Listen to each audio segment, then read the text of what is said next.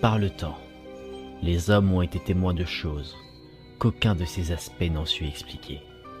Et tout ce qu'on ne peut expliquer provoque la peur.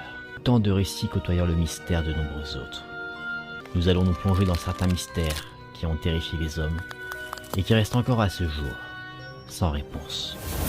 Vous pensiez peut-être tout connaître de notre monde, mais plus on creuse dans les profondeurs de ces récits, plus on se rend compte à quel point notre planète nous est inconnue. Tant de mystères que vous allez découvrir ou redécouvrir maintenant. Ces récits vont peut-être aller à l'encontre de vos convictions. Bienvenue dans le monde de l'étrange.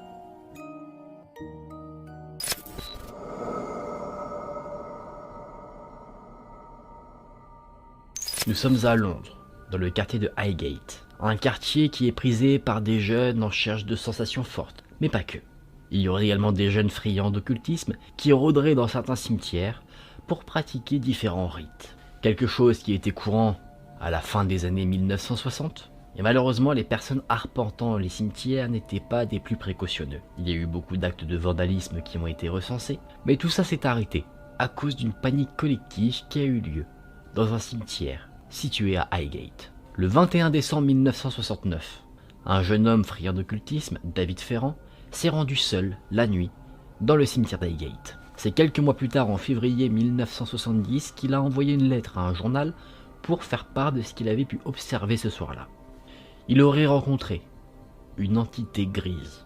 Tout de suite, il a pensé que c'était quelque chose de surnaturel, mais pour être sûr que ce n'était pas juste une hallucination, il en a parlé à son groupe d'amis. Il se trouve qu'il n'était pas le seul à avoir remarqué ce genre de choses. D'autres ont dit avoir vu un cycliste, une femme vêtue de blanc, un homme portant une cape et un chapeau, des visages qui émergeaient des portails du cimetière. Et tous ont dit également entendre des sons étranges, mais également des voix leur disant de se rapprocher. Il n'y aurait eu que 2 témoignages qui correspondaient à ce qu'avait vu David Ferrand ce soir-là, cette fameuse entité grise, mais la diffusion de tout cela parmi les articles du journal que David Ferrand avait contacté ont créé une panique collective. Pour la population de Londres, c'était clair.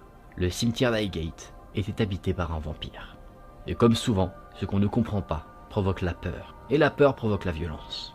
Des chasseurs de vampires amateurs se sont donc aventurés de nuit dans le cimetière d'Highgate, là où avait apparemment été repéré un vampire ou des fantômes, et l'un d'entre eux, qui disait avoir eu affaire au vampire d'Highgate, a dit avoir réussi à le combattre en l'exorcisant et en détruisant son cercueil. Ce qui s'est passé à Highgate était au début un récit qui s'est transformé depuis en légende parce que aucun fait similaire n'a été relaté depuis ces événements. Bien que les cimetières soient des endroits propices aux apparitions paranormales parce que ce sont des lieux qui sont littéralement plongés dans la mort, ils sont très certainement également propices à des hallucinations. L'époque faisant qu'il était compliqué d'avoir des preuves, nous étions loin des appareils photo permettant de prendre des photos instantanément, des vidéos en 4K, donc qui sait, peut-être que cette histoire est simplement une rumeur qui a pris de l'ampleur. Et certaines personnes se sont appropriées cette rumeur et ont voulu en quelque sorte surfer dessus pour se donner de l'importance. Quoi qu'il en soit, ce mystère est encore non résolu, aucune preuve tangible n'a démontré quoi que ce soit allant à l'encontre de ces événements ou allant au contraire en ce sens, donc libre à chacun de penser que le cimetière d'Highgate était le lieu de résidence de fantômes mais également de vampires.